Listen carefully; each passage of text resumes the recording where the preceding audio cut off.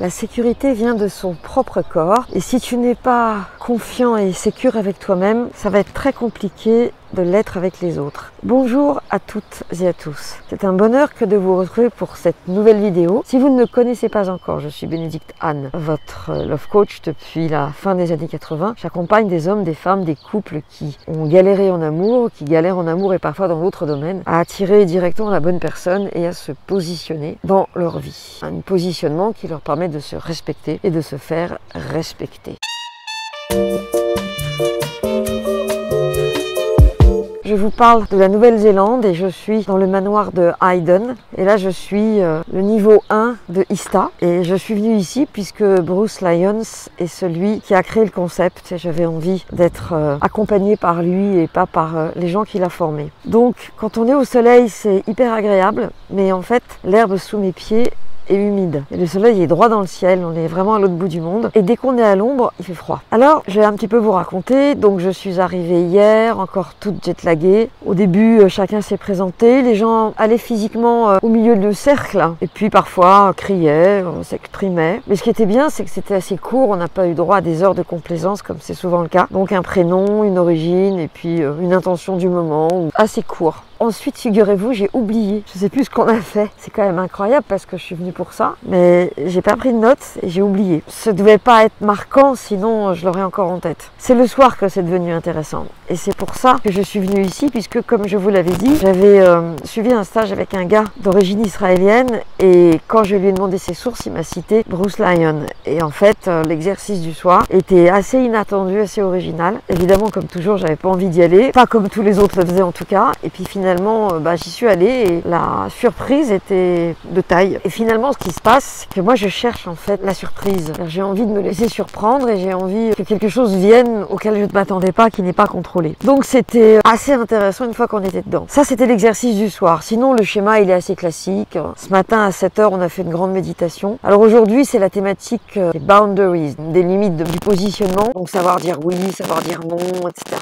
Tenir l'autre à distance, se respecter, d'avoir dit oui ou d'avoir dit non. C'est quelque chose, je dirais, d'assez classique que j'ai vu 1000 fois. Mais la particularité qu'ils ont ici, c'est que finalement, ce que j'ai vu 1000 fois, ils vont toujours un petit peu plus loin que les 1000 fois où je l'ai vu. Et je pense à l'exercice d'hier soir qui était quand même assez inattendu, qui paraît tout bête une fois qu'on le connaît, mais qui était vraiment surprenant. Là, c'est la pause déjeuner. Petit commentaire sur la nourriture. C'est très vegan, veg et bio. Soupe, ils font leur pain eux-mêmes. C'est des légumes qui ont du goût quand même. Enfin, ils travaillent beaucoup les épices, je pense. C'est très correct. Et assez varié sur le peu que j'ai vu. Voilà. Donc pour l'instant, je me sens plutôt bien. Cet endroit est assez magique. Pour deux raisons. La première, c'est que le Bruce Lyons, il vit ici. Ça veut dire que c'est son antre, c'est son lieu. C'est pas juste un endroit qui est loué ponctuellement pour un stage, ce qui est très souvent le cas. Je crois que le gars qui a inventé ce concept, il a mis une patte personnelle. Parce que hier, on a fait un petit rituel dans la nature. Ah bah oui, c'est ça qu'on a fait. Mais c'était un des éléments de l'après-midi. Et ce rituel dans la nature, il avait de particulier qu'avant, c'était un hôpital, avant, c'était un monastère, qu'il y a une histoire dans le lieu, etc.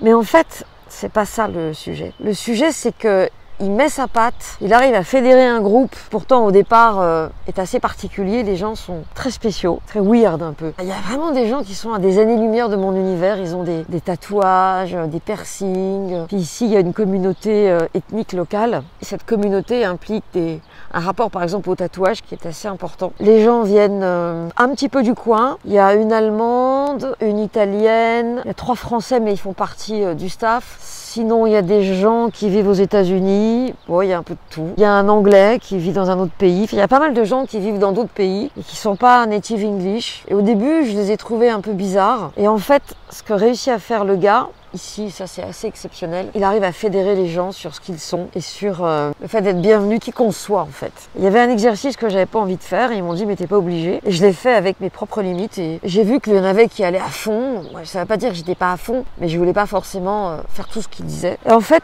j'ai trouvé mon espace. Et c'est ça qui est intéressant. Donc la particularité du lieu, C'est un endroit qui est investi, habité, qui est une langue très spéciale. Et le gars qui l'anime, il a un rapport avec sa terre très particulier aussi. Et ça, c'est quelque chose que je n'avais jamais rencontré. Et pourtant, Dieu sait que j'en ai fait des stages. Ce lieu qui est hyper investi, hyper ancré, qui a un sens, qui a une histoire et qui porte la patte du gars qui l'a créé. Et je trouve que ça rajoute en fait quelque chose d'exceptionnel. D'ailleurs, j'aurais pu choisir un stage plus près. Bon, ça n'aurait pas été avec l'inventeur, d'une part, et d'autre part, je pense que les lieux des autres stages sont interchangeables. Et très vite, j'ai vu les gens évoluer. Au début, il y avait un petit peu d'enjeu de séduction, un peu d'hystérie chez les filles, un peu d'allumage, les mecs qui étaient un petit peu en mode je montre mes muscles ou je joue un rôle. Et en fait, au premier rituel collectif, donc on a commencé à 15h, je dirais, et comme on dîne tôt, à 18h, c'était plié. Tous les petits jeux avaient disparu. J'ai trouvé ça vraiment intéressant. On a aussi une famille. C'est ça qu'on a fait hier. On a sa famille, c'est assez classique dans les stages de ce genre. On a un groupe qui sont toujours les mêmes personnes qu'on retrouve et on les retrouve le matin et je pense le soir et on fait le point. Et dans chaque groupe, il y a un assistant. La famille, c'est un groupe avec des gens assez improbables et on commence à s'aimer, à s'apprécier, on se sent solidaire et pourtant, j'en ai fait des familles dans tous les stages. Mais là, il y a quelque chose en plus. En fait, j'ai envie de dire que ce lieu, regardez comme c'est beau. Ces fleurs. Là, vous avez vu, il y a un mandala. C'est-à-dire que tout tourne autour de ça. Donc ce lieu, je reprends, il a quelque chose en plus et je pense que le peu que j'en ai vu dans le concept de l'atelier en fait qui va durer la semaine, il y a quelque chose qui va un petit peu plus loin que ce que j'ai toujours vu. Et il y a quand même ce côté, et c'est pas lié à l'étranger parce que des stages internationaux, des stages dans des pays exotiques, j'en ai fait plein et je pense à ma formation en Italie, on vient de tous les coins. Bon, il y a un peu plus d'Européens, bien sûr, parce que ça se passe en Italie, donc il y a des Suisses allemands, des Italiens, c'est à côté. Donc j'en ai fait beaucoup des stages comme ça. Et celui-ci, il a quelque chose de plus, c'est qu'il va un chouïa plus loin que les autres. Et puis, il y a une certaine mentalité. En France, il y a vraiment un côté qui est lié à notre culture, je pense, décadente en plus. Et il y a la notion d'intrusion, à la fois d'intrusion et de parano, et probablement de jugement ou d'inconscient collectif. Je sais pas exactement ce que c'est, mais ici il y a une espèce d'ouverture. Alors c'est vrai que les gens viennent de pays récents, ils n'ont pas la vieille culture que nous avons nous. Quand on les interroge, en fait, on se rend compte que c'est le grand-père qui est venu, quoi. D'Europe, certes, mais il y a quand même cette espèce de fraîcheur et cette absence de jugement qui a beaucoup plus, je trouve, dans les stages français. Alors c'était mon premier rapport, entre guillemets, sur ce stage. Je suis à peu près dedans, mais j'avoue que ce matin, je me suis un petit peu ennuyée. Bon, allez, je vais être franche, je me suis carrément ennuyée dans les exercices qu'on a fait. Tout seul, je les connais par cœur. C'est maintenant que le gros morceau va arriver. C'est maintenant qu'on va faire des trucs que d'habitude on fait pas ou pas comme ça. Et c'est là où j'ai un peu la pétoche parce qu'évidemment, ça va aller me chercher quelque part. Pour finir, je vais quand même vous dire pourquoi je fais ça. Je fais ça parce que je pense que j'ai eu une assez bonne expérience des stages puisque j'en ai fait énormément. Et j'avais envoyé pas mal de coachés là faire un stage début novembre sur masculin-féminin. Donc, il y a les hommes d'un côté, les femmes de l'autre, avec des rituels, bien sûr. Et chaque fois que il me disait qu'il s'était inscrit, en fait j'étais un peu envieuse. Je me disais ouais moi aussi j'aimerais bien. Puis en fait je me suis dit mais t'as pas à être envieuse, toi aussi tu vas faire un stage qui te remet en cause avec des gens que tu connais pas. Et ça m'a complètement remonté le moral. Je me suis dit mais finalement ce qui me rend vivante, ce qui fait que je suis toujours dans une pratique de plus en plus précise, c'est que je continue à me former et en fait dans les formations je passe sur le grill et j'apprends des choses, et je comprends mieux les autres et je suis convaincue que ce genre de stage, en tout cas en ce qui me concerne, mais pas simplement moi, puisque je me suis rendu compte que mes coachés, quand je les envoie faire des stages, ça va beaucoup mieux, ils gagnent un temps fou. Moi, c'est des choses que je peux pas leur proposer. Le rapport au corps, le rapport à la sécurité du corps, le fait de savoir dire non, de savoir pour se positionner. Je les accompagne dans leur vraie vie avec des conseils, je leur montre d'où ça vient. Et c'est quand même dans ce genre de stage qu'on peut d'une part expérimenter des situations, puis surtout, on est confronté H24 et de manière